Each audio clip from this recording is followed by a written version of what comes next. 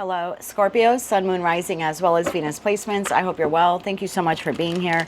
I'm Jen with Timeline Tarot, and this is your tarot card for the week of August 16th, 2026. It is a general collective reading. So as the messages come through, take what fits, leave what doesn't, because if it's not your message, it simply means it's meant for someone else to hear. And please check your other placements, Sun, Moon, Rising, as well as Venus. And if you're not sure what those placements are, in the description box of this video is a link where you can obtain your free birth chart. Also, Scorpio, keep in mind, this is not what you don't see coming for the week ahead. However, Tarot card of the week is intended to be a message to you from source, something that they want you to consider this week so you can make a decision that is best for you and your life at this time. With all of that said now, let's begin tapping into the Scorpio collective, Sun, Moon, Rising, Moon babies, Rising, as well as Venus. What is the tarot card of the week here for the Scorpio collective for the week of August 16th, 2026? Let's get one more shuffle here. Thank you. Tarot card of the week, the Hermit. What situation in your life is asking you to look within? And at the bottom of the deck, we have the Two of Swords. What is being closed off or blocked from your reality? Okay. The Hermit. Why is the Hermit the tarot card of the week here for the Scorpio collective? You could be dealing with a Virgo. Maybe you have some high Virgo placements. Sun, Moon, Rising, as well as Venus placements. Why is the Hermit their tarot card of the week? What situation in your life is asking you to look within? One more shuffle here. Thank you. Okay. We have the Ace of Cups. We have the Seven of Cups. We have the Nine of Swords. And we have the Ace of Swords. Underlying energy here. Wheel of Fortune. The Sun. There's that Two of Swords again.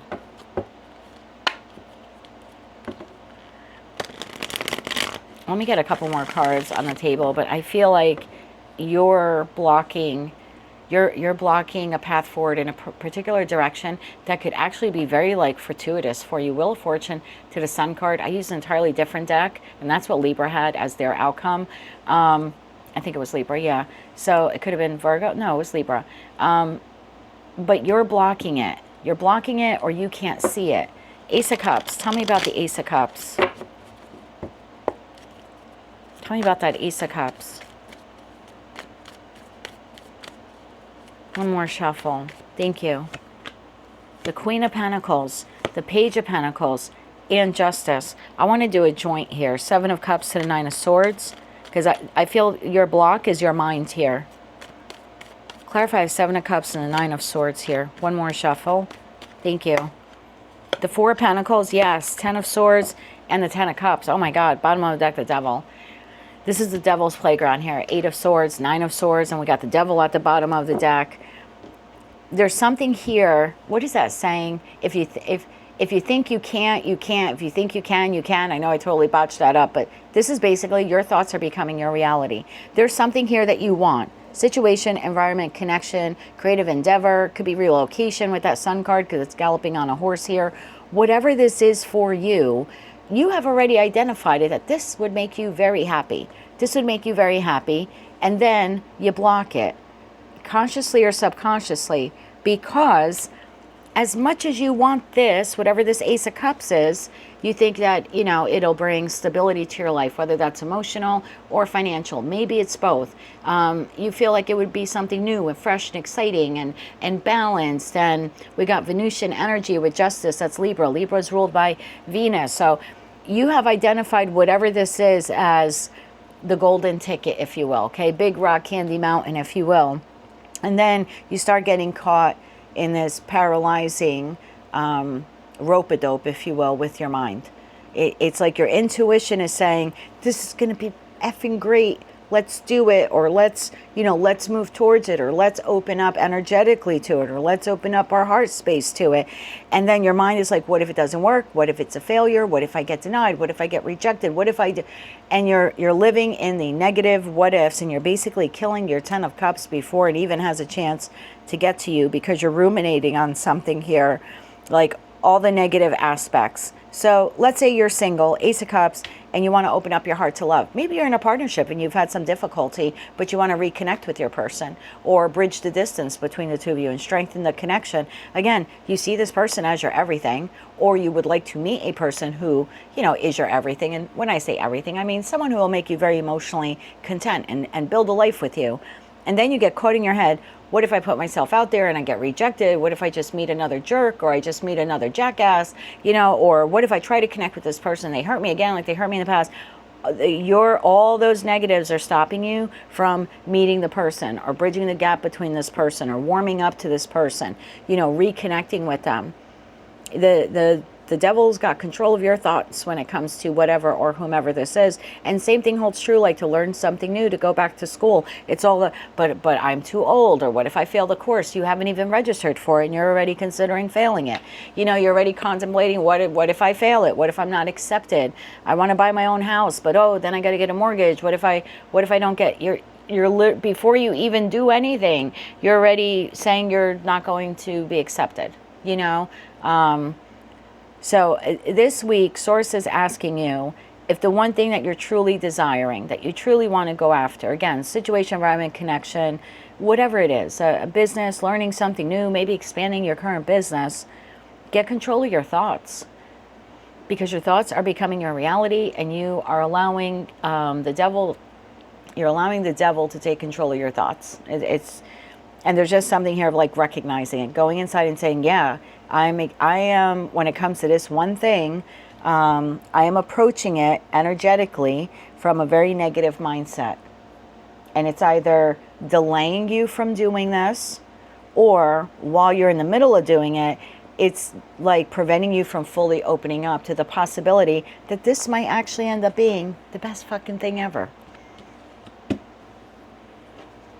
Tell me about the Ace of Swords, because that's seeing it clearly going, oh yeah, it's me. The reason why I'm not pursuing this or fully engaged in this is because I'm killing this before it even has a chance to materialize. I'm already saying this person's going to hurt me before I even give them a chance. You know, oh, I want to learn tarot, but I'm never even going to pick up a deck to learn one card, because what if I don't get it right? Well, but what if you do? What if it ends up changing your life?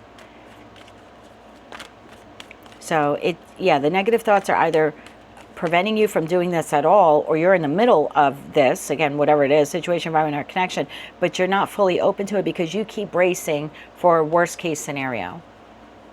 One more shuffle here. Thank you. Ace of Swords, clarified by Nine of Cups, the High Priestess, and there's that devil again. Son of a bitch. Bottom of the deck, Six of Cups. I think this has been something you have been contending with for a while. In that Six of Cups card, it's almost like I know what I want. So it's just seeing it clearly. It's seeing it clearly that you are choosing to trust the devil instead of your intuition. You're deciding to choose all of the negative what ifs instead of choosing your intuition, your knowledge.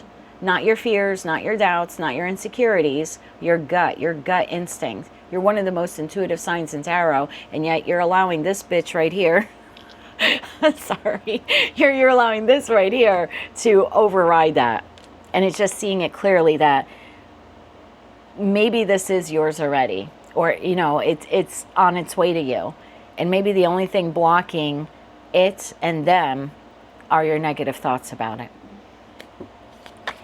If you have a good relationship with your intuition, then you can open up to almost anything or anyone, because you're going to trust yourself. You don't have to trust whomever, whatever this is. If you're launching a business, you don't have to trust that every single person who comes across your product or your service is going to buy whatever it is that you're selling. But you can trust your intuition. You don't have to trust the customer base, but you could trust your intuition. You'll know how it's going. And if your gut says, you know what, we got to tweak marketing or advertising, or change the label on a product, or change up the service that you provide, just follow your intuition.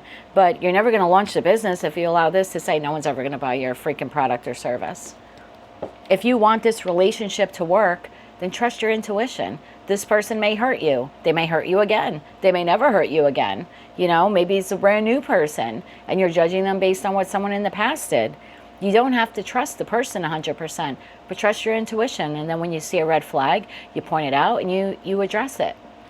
But the answer isn't to never give this person a chance, regardless if it's someone in your life or someone new that you want to enter your life, because that'll just keep you stuck and blocked from the one thing that you really want.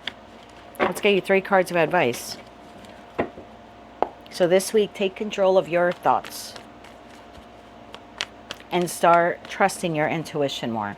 And you can do some internet searches to find out some practices that will work best for you on how you can develop a better relationship with your intuition. So when this bitch comes along, you're like, yeah, I'm not listening to you. I'm trusting my gut on this. One more shuffle here. Thank you. Your advice for the week. 2 of Pentacles in the reverse, 9 of Pentacles in the reverse, and the Emperor. You need to take control of your thoughts. 4 of Wands. That's your victory. That's your success. This is irrational fear. This is confusion. You know, this is insecurity. This is difficulty opening yourself up to something new because you're always thinking worst case, you know, worst case scenario here. The project will get canceled. The business won't launch. The person won't like me. They're going to hurt me again. This screams of loss, and this is tied to this. So your advice this week is to take control of your thoughts, Emperor energy, and build a better relationship with your intuition. And I think what you want comes in a lot quicker than you realize. And again, just trust yourself then moving forward. But get rid of this. This is ruining something really good here for you. That's what I have for you. If you like that message, resonates with you, you want to claim all or part of it, please be sure to click like, share, comment, and subscribe. Hype the video on your mobile device if you're able to do that. And don't forget to check out your other placements. Until I read for you again, I am wishing you light, love, and peace.